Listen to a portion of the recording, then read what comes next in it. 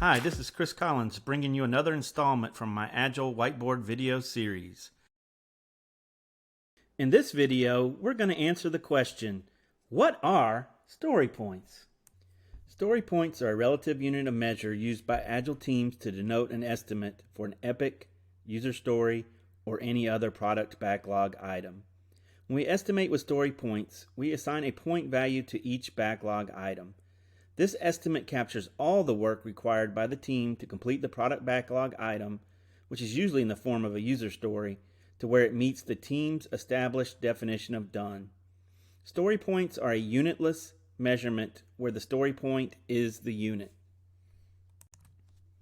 With story points, we're trying to bucket like-size amounts of work into the same size buckets. So we have to consider every aspect that can affect effort. That includes the sheer amount of the work or volume, and the complexity of the work. Let's take a closer look at each of these factors and how they affect the story point estimate. The more of something we have to do, the larger the estimate should be. For example, on volume, let's say user story number 1 requires collecting 2 pieces of simple text data, and user story number 2 requires collecting 100 pieces of simple text data. Both of these user stories are easy, but the volume of the second one is much greater than the first. Now, it's probably not 50 times more effort, but maybe the first would get a 1 and the second a 2 or 3. The sheer amount of the work involved will contribute to the final estimate. Some user stories are very complex, and the more complex they are, the higher number they would get. A very complex user story might not have much volume, but it takes a lot of thought to develop the best solution. These stories would be higher. Back to our previous example, if some of these 100 pieces of data need to be in certain formats that need to be validated, such as this entry is a valid email address, and maybe there's some dependencies between the data, then this extra complexity will make the work more involved and thus a higher estimate. Some people recommend factoring in the risk and uncertainty associated with an item. While there is nothing wrong with this, I suggest that if risk and uncertainty are high enough to affect the estimate, then we probably don't know enough to estimate the item, and we should conduct a spike to reduce or eliminate the risk and uncertainty. Story points can be any number the team chooses, but usually they roughly follow the Fibonacci sequence.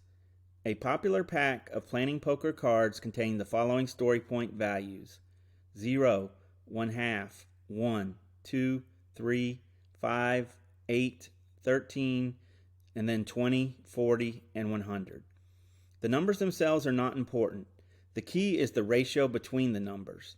A story given a 2 should be twice the effort of a story given a 1. Likewise, a story given a 3 should be 3 times as much as a 1. I recommend keeping the range of numbers for user stories small. On one team where I was the Scrum Master, we kept the range from between 1 and 13. It did not mean that we did not have items larger than 13 in our backlog. It just meant that we considered those epics that we would split into multiple smaller user stories at some later time. I have seen other teams where they have kept that range from between 1 and 8. Sometimes we get asked, why do Agile teams use numbers that follow the Fibonacci sequence? Or why did they stop following the Fibonacci sequence after 13 and go to 20, 40, and 100?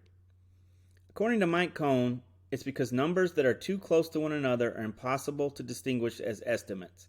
If you're using 1 through 10 by ones, it'd be hard to distinguish between each of the values. The Fibonacci sequence gives us some nice gaps in the values that makes it easier to group things. The reason they did not use 21 and went to the modified sequence is they decided that 21 implied too great a precision for the estimate. Again, it's not a requirement that the teams use this sequence. They can use any values they want as long as they're using the ratio between the numbers to relatively compare stories against each other. When estimating with story points, one of the first things the team has to do is establish a base case that will serve as the benchmark from which other user stories will be measured against. When the team goes to estimate the next item, they will compare it relatively to the benchmarked item and assign a value based on the relative size comparison. There are 2 common strategies teams use to establish the benchmark. The first would be to find the chicken, or the smallest item in your backlog, and assign that a 1. An important consideration is not to make something too large into a 1. Maybe you don't have anything smaller at the moment, but maybe you will get smaller items in the future. Just beware, because if you make a 1 too large, you don't have anywhere to go with smaller items. The second strategy would be to select something that the team considers a medium and give that a 5 or an 8.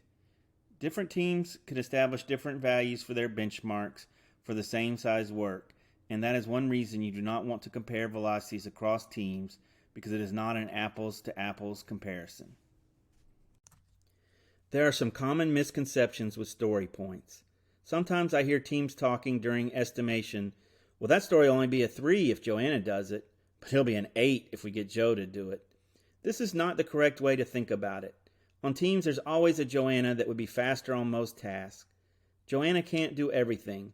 We're not trying to measure speed, we're trying to measure total effort no matter who is doing the work.